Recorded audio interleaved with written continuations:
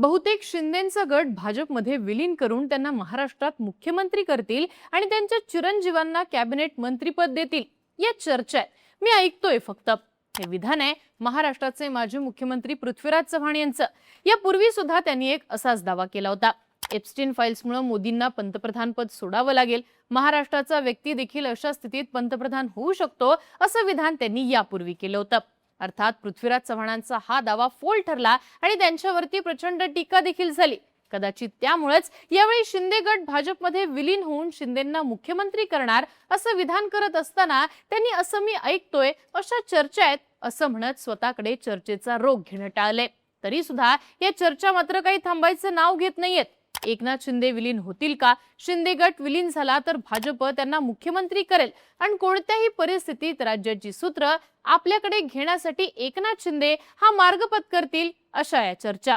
पण या गोष्टींची शक्यता नेमकी किती आहे? एकनाथ शिंदे खरंच आपला पक्ष भाजपमध्ये विलीन करतील का? केंद्राला देखील असं होणं फायद्याचं ठरेल का? समजून घेऊयात आजच्या व्हिडिओतनं. नमस्कार, मी आरती आणि तुम्ही बघताय बोलभिडू. तर एकनाथ शिंदे भाजपमध्ये विलीन होतील असे दावे होऊ लागलेत आणि या दाव्यांचं प्रमुख कारण आहे शिंदेंना मुख्यमंत्रीपद मिळणं.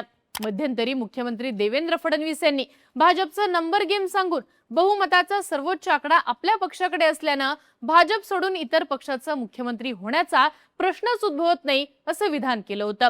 खरं तर भाजप सोडून इतर पक्षाचा मुख्यमंत्री झाला तर महाराष्ट्र भाजप कमकुवत होईल, हातात आलेलं राज्य भाजपला गमवावं लागेल ही वस्तुस्थिती आहे. पण या सगळ्या जर तर मधनं मार्ग काढण्यासाठी एक शक्यता निर्माण केली जाते जी वारंवार होतीये, ती म्हणजे शिंदेंना थेट भाजपमध्ये विलीन होण्यास सांगणं. असं झालं तर नंबर गेम मध्ये भाजप वरचढ होते. याशिवाय भाजपला राज्यामध्ये मराठा नेतृत्व मिळून जातं. ग्राउंड पॉलिटिक्सची समज, मराठा समाजावरती पकड या फॅक्टरवरती स्टेट भाजपला एकनाथ शिंदेंच्या स्वरूपात नेतृत्व मिळतं. आता हे सगळं ऐकायला जरी चांगलं वाटत असलं तरी असं होण्याची शक्यता मात्र शून्यच आहे आणि त्याची अनेक कारणं देखील आहेत.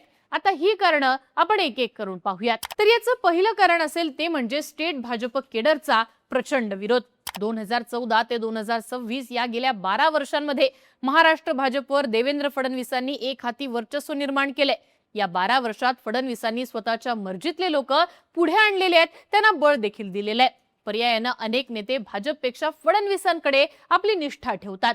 मंत्रिमंडळात असणारे नितेश राणे, जयकुमार गोरे, गिरीश महाजन, अतुल सावे, मेघना बोर्डीकर असे अनेक मंत्री भाजपपेक्षा देवेंद्र फडणवीस यांच्या प्रती निष्ठा बाळगून आहेत. या नेत्यांना ताकद देण्याचं काम भाजपपेक्षा फडणवीसांनी केलंय ही देखील वस्तुस्थिती आहे. दुसरीकडे गोपीचंद पडळकर, प्रसाद लाड, प्रवीण दरेकर असे अनेक नेते मंडळी फडणवीस एके फडणवीस हे आपलं राजकारण करताना दिसतात.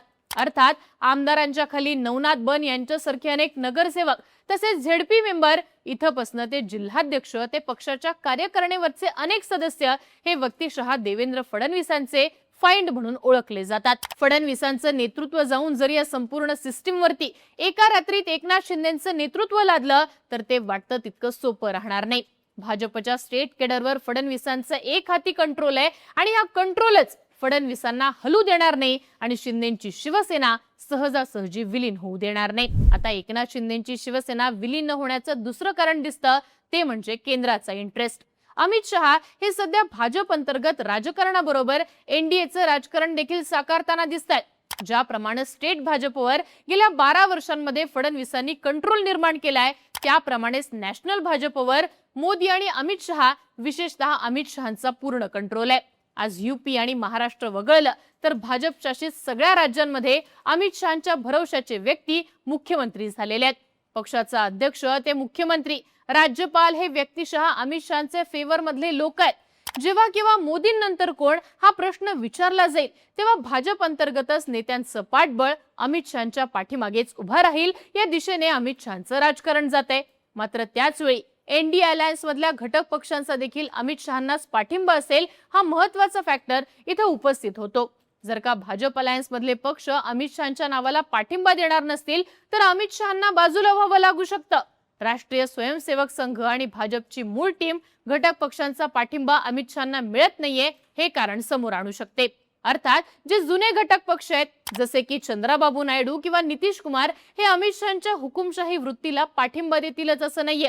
अर्थात या फॅक्टर मध्ये अमित शहांसाठी एनडीए अंतर्गत नव्या पक्षांचा पाठिंबा मिळवणं आवश्यक ठरतं आणि मग त्यातूनच ममता बॅनर्जी यांचे फुटीर खासदार नव्या पक्षात विलीन करण्याची रणनीती असू देत किंवा ठाकरे गटाचे खासदार शिंदेंकडे सुपूर्द करणं असू देत, हे राजकारण घडताना दिसतं.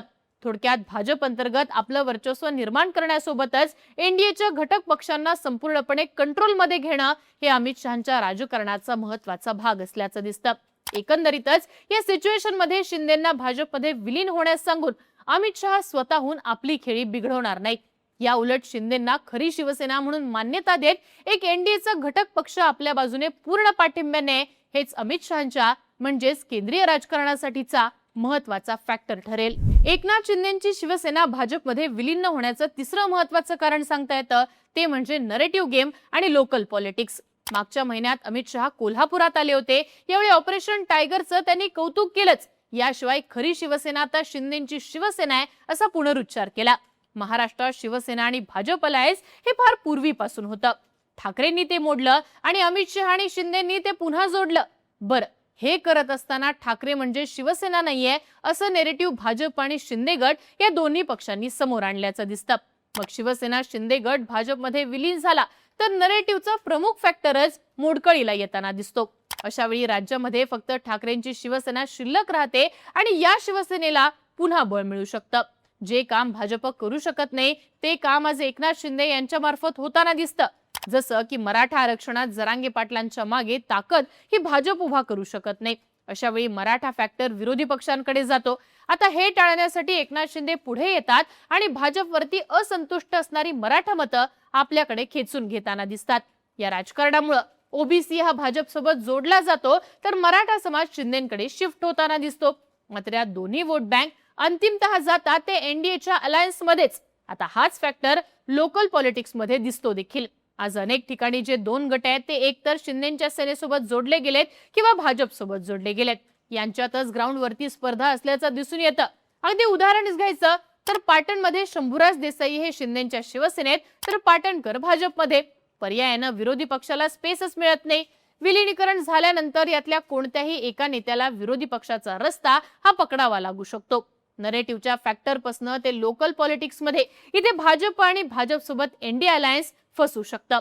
पर्यायानं विलीनीकरणाची शक्यता ही राहत नाही. पण याच विलीनीकरणाची शक्यता जेव्हा एकनाथ शिंदेंनी बंड केलं तेव्हा होती.